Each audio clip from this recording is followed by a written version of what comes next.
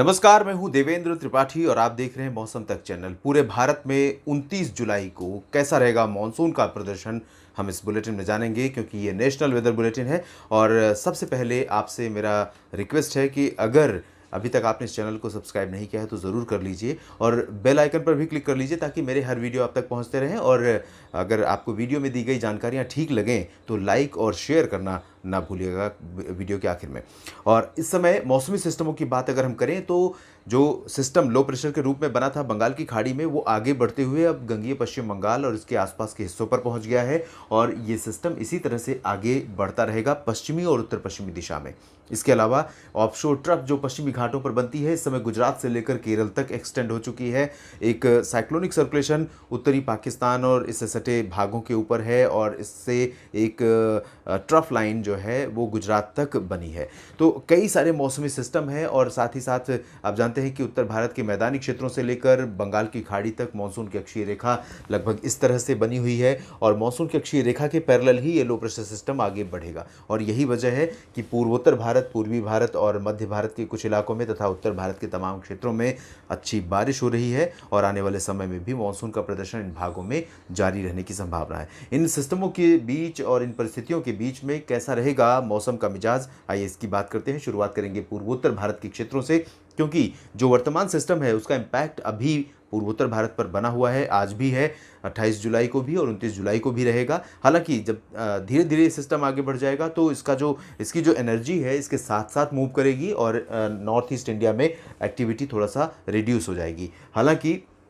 अगले 24 घंटों के दौरान यानी 29 जुलाई को अनुमान यह है कि असम, मेघालय, अरुणाचल प्रदेश, नागालैंड, मणिपुर, मिजोरम, त्रिपुरा, इन सभी क्षेत्रों में जो उत्तरी इलाके होंगे, असम, मेघालय, नागालैंड और अरुणाचल प्रदेश, इन सभी क्षेत्रों में ज़्यादा वर्षा की संभावना है। निचले जो राज्य हैं मणिपुर, मिजोरम और त्रिपुरा के, ये तीनों राज्य, इन भागों में अपेक्षाकृत इंटेंसिटी कम रहेगी, लेकिन इसके बावजूद हल्की से मध्यम बारिश के साथ कहीं कहीं पर तेज़ बौछारें भी कुछ समय के लिए गिर सकती हैं। गंगीय पश्चिम बंगाल के साथ साथ उप हिमालयी पश्चिम बंगाल और सिक्किम में आप देख सकते हैं कि इंटेंसिटी बहुत ज़बरदस्त रहने वाली है। अनुमान यह है कि अगर हम पूरे भारत में सबसे ज़्यादा इम्पैक्ट मानसून की अगले 24 घंटों की संभावना देखें तो सबसे ज़्यादा संभावना है गंगीय पश्चिम बंगाल, झारखंड, इससे सटा उत्तरी छत्तीसगढ़, उत्तरी उड़ीसा और दक्षिणी बिहार तथा पूर्वी उत्तर प्रदेश का कुछ इलाका। ये जो रीजन है ये पूरा बेल्ट विगरस मानसून रीजन होगा अगले 24 घंटों के दौरान और इन्हीं क्षेत्रों में तमाम शहरों में मूसलाधार वर्षा हो सकती है। और झारखंड तथा गंगीय पश्चिम बंगाल में कुछ इलाकों में इस तरह से बारिश हो सकती है कि सामान्य जनजीवन भी अस्त व्यस्त हो सकता है। इसके अलावा बिहार में भी कई स्थानों पर मूसलाधार वर्षा होने की संभावना है और ये सभी जो रीजन होंगे इनमें 40-50 मिलीमीटर बारिश बहुत आम होगी, यानी हर अधिकांश जगहों पर हो सकती है। और कुछ इलाके ऐसे हो सकते हैं जहां पर 3 अंकों के ऊपर पहुंच सकता है बारिश का आंकड़ा, यानी 100 मिलीमीटर से भी ज़्यादा वर्षा रिकॉर्ड की जा सकती है। तो ये स्थिति यहाँ पूर्वी और पूर्वोत्तर भारत में रहेगी। आगे बढ़ते हैं और पूर्वी उत्तर प्रदेश से अगर हम उत्तर भारत की तरफ करें रुख, तो पूर्वी उत्तर प्रदेश में वाराणसी और प्रयागराज से लेकर ये देखिए इंटेंसिटी आज की तुलना में कल 29 जुलाई को बढ़ रही है और यहाँ पर पूर्वी उत्तर प्रदेश में कई इलाकों में मूसलाधार मानसून वर्षा होने की संभावना है। और जैसा कि मैंने पहले भी बताया था, नेपाल, उत्तरी उत्तर प्रदेश और बिहार के तमाम क्षेत्रों में जब बारिश बढ़ जाती है, लगातार मानसून एक्टिव रहता है और ऑफशोर जो मानसून ट्रफ है, एक्सिस ऑफ मानसून ट्रफ है, उत्तरवर्ती होती रहती है, तब जो उत्तरी क्षेत्रों से आने वाली नदियाँ हैं, चाहे उत्तर प्रदेश हो या बिहार, इन दोनों राज्यों में नदियां उफान पर हो जाती हैं, खतरे के निशान से ऊपर बहने लगती हैं। और नदियों के आसपास के जो गांव हैं, आसपास रहने वाले जो लोग हैं, उनके लिए, उनके जीवन के लिए चुनौती बढ़ जाती है। तो यही स्थिति पैदा होने वाली है। पहले से ही जो एहतियाती उपाय आप कर सकते हैं आप ज़रूर करें, क्योंकि जो नदियों के किनारे बसे गाँव हैं उनमें मुश्किलें बढ़ने वाली हैं। क्योंकि ये जो बारिश का स्पेल है, आपको बता दूं कि ये सावन की पहली लगातार सावन की शुरुआत से ही जिस तरह से मानसून ने सक्रियता दिखाई है इन भागों में, अनुमान यह है कि कम से कम अगले 4-5 दिनों तक इन भागों में बारिश की ये झड़ी इसी तरह से लगी रहेगी। और लगातार मैं अपडेट करता रहूँगा इसी तरह से अलग अलग बुलेटिन्स के माध्यम से। तो यहाँ पर सतर्क रहने की बहुत ज़रूरत है। वेस्ट यूपी की तरफ रुख करें तो यहाँ पर जो डेफिशिएंसी थी बारिश में, धीरे धीरे अब वो रिड्यूस होने लगी है, क्योंकि ऑन एंड ऑफ अच्छा स्पेल बारिश का यहाँ पर दर्ज किया जा रहा है। तो तो इस तरह की स्थितियां अगले कुछ दिनों तक यहाँ पर भी बनी रहेंगी। और वेस्ट यूपी में हम मेरठ की बात करें या बरेली की, शाहजहांपुर की बात करें या अलीगढ़, आगरा, मथुरा की, इन सभी जगहों पर और गौतम बुद्ध नगर, बुलंदशहर, इन सभी इलाकों में अधिकांश जगहों पर मध्यम से भारी मानसून वर्षा हो सकती है। साथ ही साथ उत्तराखंड पे भी मानसून का सक्रिय रूप रहेगा और यहाँ कई इलाकों में देहरादून से लेकर ऋषिकेश, हरिद्वार और अल्मोड़ा, नैनीताल, तमाम जगहों पर मूसलाधार मानसून वर्षा होने की संभावना है। जो उत्तरी एक्सट्रीम हायर एल्टीट्यूड का रीजन है, केदारनाथ, बद्रीनाथ, यमुनोत्री, गंगोत्री, इन भागों में अपेक्षाकृत बहुत ज़्यादा बारिश नहीं होगी, लेकिन निचले इलाकों में ज़्यादा वर्षा होने की संभावना है, क्योंकि मॉइस्चर का जो इम्पैक्ट रहेगा नेपाल को पार करते हुए उत्तराखंड पर सीधे पहुंचेगा, तो यहाँ पर भी काफ़ी व्यापक वर्षा हो सकती है आगामी दिनों में। हिमाचल प्रदेश में भी काफ़ी अच्छी वर्षा होने की संभावना है। और जम्मू कश्मीर में आज आपने सुना ही कि सुबह के समय कई जगहों पर बादल फटने की घटनाएं हुई। किश्तवाड़ में सबसे ज़्यादा इम्पैक्ट रहा और इसकी वजह से कुछ लोगों की जान भी चली गई है। बादल फटने की घटनाएं यानी कि मूसलाधार बारिश का सिलसिला काफ़ी देर तक थमता नहीं और इसकी वजह से निचले इलाकों में, जो निचले पहाड़ों से सटे निचले इलाकों में तलहटी में बसे गांव या शहर या कस्बे हैं, उन पर जब ये फ्लैश फ्लड का कहर आता है तो बिल्कुल प्रलय की तरह लेकर अपने साथ चलता है और इसी वजह से लोगों की जान के लिए मुसीबत पैदा हो जाती है। तो यहाँ पर इस तरह की घटनाएं आने वाले दिनों में 4-5 दिनों के दौरान बहुत आम होंगी। यहाँ पर भी आपको अलर्ट पर रहना होगा। और उत्तराखंड में लगातार बारिश बढ़ने के कारण गंगा और यमुना नदियों में भी जलस्तर बढ़ेगा, तो उत्तर प्रदेश और बिहार पर भी इसका इम्पैक्ट पड़ेगा। गिलगित बाल्तिस्तान, मुजफ्फराबाद से लेकर लद्दाख का ये जो रीजन है, इन भागों में भी बहुत रेयर बारिश हो रही है इस समय। लद्दाख में बहुत कम बारिश होती है, लेकिन इस समय मानसून की सक्रियता यहाँ पर भी दिखेगी और कई जगहों पर वर्षा हो सकती है। मैदानी क्षेत्रों में देखें तो पंजाब, हरियाणा, दिल्ली और राजस्थान का ये जो पूर्वी क्षेत्र है, आप देख सकते हैं यहाँ पर ये जो रीजन है पूरा, यहाँ अभी भी बारिश हो रही है इस समय भी। और पिछले 48 घंटों से काफ़ी अच्छी वर्षा रिकॉर्ड की गई हरियाणा में, पंजाब में, दिल्ली में, राजस्थान के कुछ पूर्वी इलाकों में। तो इसी तरह का मौसम यहाँ पर रहेगा। पहले भी 2-3 दिन पहले ही हम लोगों ने अनुमान लगाया था कि इस तरह की स्थितियाँ बनने वाली हैं और कई जगहों पर मूसलाधार मानसून की यहाँ पर परिस्थितियाँ विकसित हो सकती हैं। और ऐसा ही हो रहा है क्योंकि इस समय जो कंडीशंस है, चाहे वो अरब सागर की तरफ से मॉइस्चर का हो या बंगाल की खाड़ी का, और ओशनिक के साथ साथ एटमॉस्फेरिक कंडीशंस भी फेवरेबल हैं यहाँ पर काफ़ी अच्छी बारिश देने के लिए।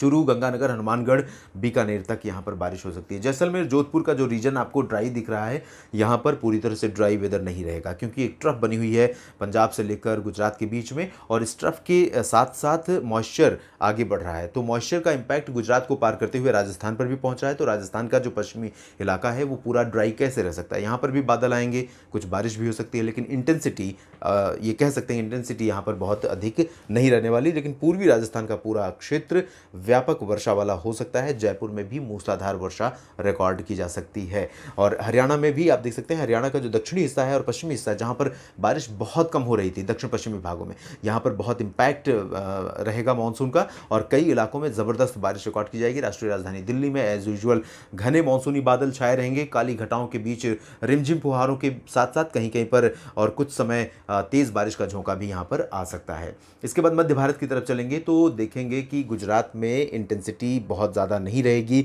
उत्तरी गुजरात में बारिश की इंटेंसिटी कम होने की वजह से लोग यहाँ पर परेशान हैं। सौराष्ट्र में बारिश कम होने के चलते लोगों की परेशानियाँ बढ़ी हैं, खासतौर पर किसानों की मुश्किलें बढ़ी हैं क्योंकि इस समय फसलों को बहुत अधिक ज़रूरत है पानी की। तो यहाँ पर आपको बता दूँ कि अगले 24 घंटों के दौरान भले ही आपको हल्की बारिश मिले, लेकिन 24 घंटों के बाद इंटेंसिटी बढ़ने वाली है, मानसून की कंडीशंस इंप्रूव होने वाली है गुजरात के ऊपर, तो बारिश यहाँ पर कई ज़िलों में बढ़ जाएगी। फिलहाल दक्षिणी गुजरात में, दक्षिण पूर्वी गुजरात में कुछ स्थानों पर, सूरत से लेकर दक्षिण क्षेत्रों में हल्की से मध्यम बौछारें गिर सकती हैं। मध्य प्रदेश में पश्चिमी और पूर्वी इन दोनों क्षेत्रों पर मानसून के बादल बने रहेंगे, मानसूनी हवाएं चलती रहेंगी। पश्चिमी दिशा से यहाँ पर हवाओं का इम्पैक्ट रहेगा, काफ़ी अच्छा मॉइस्चर इनपुट रहेगा।